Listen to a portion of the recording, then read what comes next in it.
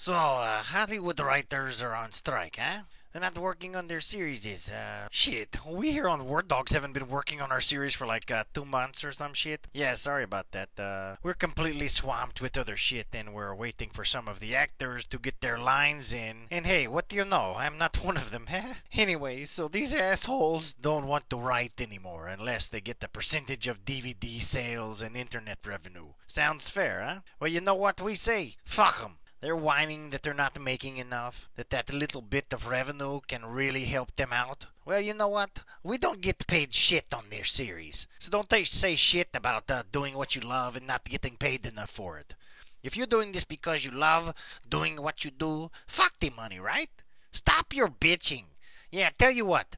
Go take a look here on YouTube. Look at how many writers, independent filmmakers, and comedians are out there doing this because they love doing it and not getting paid a dime. And what about you, Writers Guild fucks? How much are you making? Let's see. Yeah, this is from the official Writers Guild of America website. This is their schedule of minimums. Let's see here. Well, what is your minimum salary, huh? For a motion picture, this is a movie for you fucktards out there. An original screenplay along with a treatment, that's a short 3 to 5 page description of the movie. You fetch a minimum of $53,000. Minimum. So let's move down to some of the shittiest pay down here. Say you write a first draft screenplay with or without an option for a final draft. You're looking at almost $21,000. A rewrite of a screenplay, over $17,000. And if you ask to just polish up a screenplay, over $8,000. But what about those sad television writers? They have to work all the time and don't get anything. Yeah, well, check out this shit, you fucking dipshit. If you get credit for coming up with a story for a 30-minute or less show, you get $6,682 minimum. If you write a teleplay of 30 minutes or less, $14,000. Story and teleplay, $20,000 for one fucking episode, man. Yeah, these guys are really sucking monkey balls for milk money, aren't they, huh? However can these guys afford to live? Yeah, granted it's California, a state where they don't understand the concept of taxing yourself into oblivion. A state that elected a man married to a Kennedy who ran as a Republican. A Republican Kennedy. Finding one of those is about as likely as finding a sober one. Yeah, California is expensive is fuck to live in, but the holy motherfucking goat ass, man. $20,000 for a story and a teleplay of one 30-minute show? And there's at least 20 episodes a season. That's like 2 plus 2 times carry the 1, let me see, over the 5 minus the negative reciprocal of the denominator. Let me see here. That shit's a shit a load of money, okay, people? Even in California, and these figures, these are minimums. Of course, this shit goes up if you start winning awards like Emmys and shit. And if you're in the WGA, your salary won't dip down below these numbers, even if you suck. But apparently, this still isn't enough. They want DVD revenues. Well, shit, not even that. They backed out of that, and now they just want internet revenues. Fucking internet revenues. Fuck you. You know why they backed out on DVD? Because they already had it. Don't believe me? Check this out. Again with the WGA website. Credited writers receive $5,000 within 30 days after final determination for credits. They get another $5,000 minimum if it goes to DVD. And you can bet your asses guys like David Mamet and Oscar-winning writers don't get the minimums. And they get back-end points, percentages, and shit. Probably even gross. So these little writers you've never heard of should get more money, huh? From DVD sales and shit? Sure. I think you should. As soon as you start writing better shit. Yeah, fucktard. Go win yourself an Oscar. Or maybe get your network out to 5th place. And maybe you'll deserve a pay raise. You shouldn't get $5,000 because you wrote a fucking movie that's going to gross $100,000. Let the guy who put the $15,000 to $50,000 into advertising, marketing, and all sorts of other shit to make the good chunk of fucking change. It makes him more likely to hire you again to make another one of your shitty movies. You sat down and wrote some bullshit on your computer in a couple days, and now you want $5,000 for that piece of shit? Fuck you, man. You sit there and say these writers deserve more money? Oh, yeah? Sure, maybe guys like CSI deserve money. Money they're getting paid, man. That's what happens when you got the top 10 show. But you think the guys who wrote Spider-Man 3 deserve $50,000 for that piece of shit? What about Ratatouille?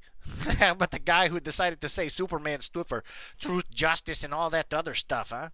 Or maybe the guy decided to change G.I. Joe from an American hero to a global intelligence joint orgy enema or something or other. Fuck no. They deserve a medal. Yeah, medal. A big piece of radioactive metal. Shoved right up their asses until it burns a hole through their fucking stomach into their chest cavity until the lobster bisque that they had the night before begins to boil and seep out their fucking mouths like a $2 whore that spent the night with Charlie Sheen and Hugh Grant. Oh, and here's another thing. Seth MacFarlane, the Family Guy. Yeah, I saw this thing on the internet where he was outside Fox speaking, right?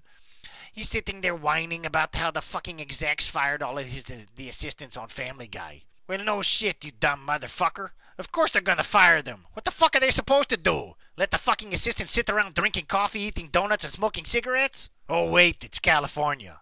Up there, you're more of a vile plague of humanity if you smoked than if you were a cannibalistic, child-molesting serial rapist. Yeah, they acquit those motherfuckers.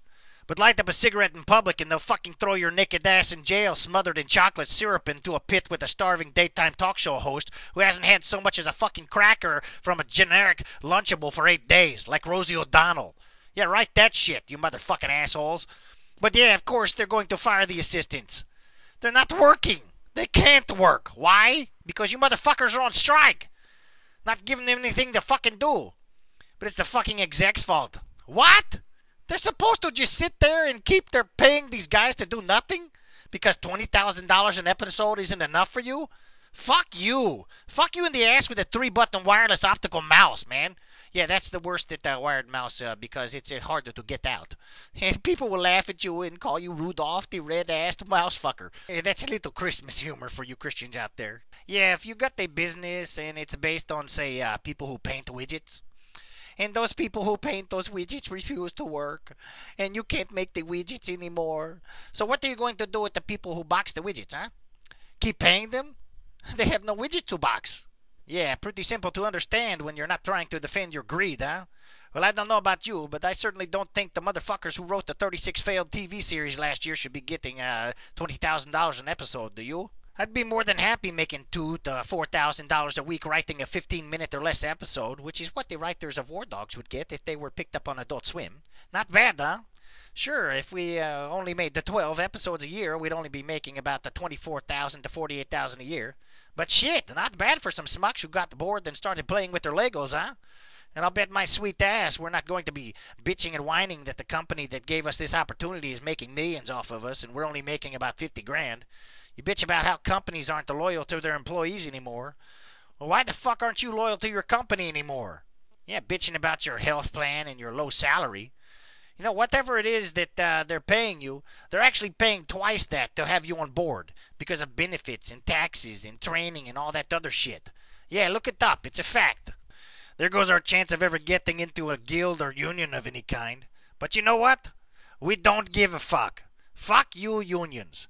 Yeah, that's right. Fuck you. We're tired of your strong-arm tactics, your greed, and your misinformation.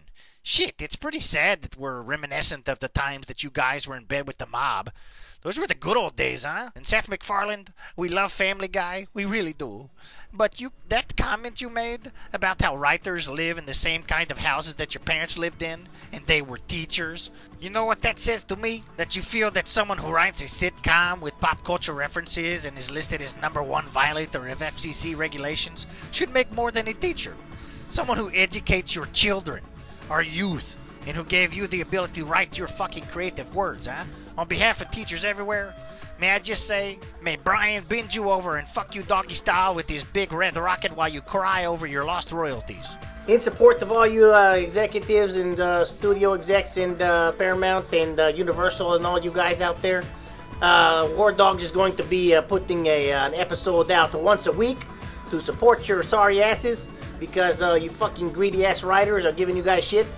And until the fucking strike is over, alright? So we support you fuckers, and keep it up, and we'll send you fucking Twinkies.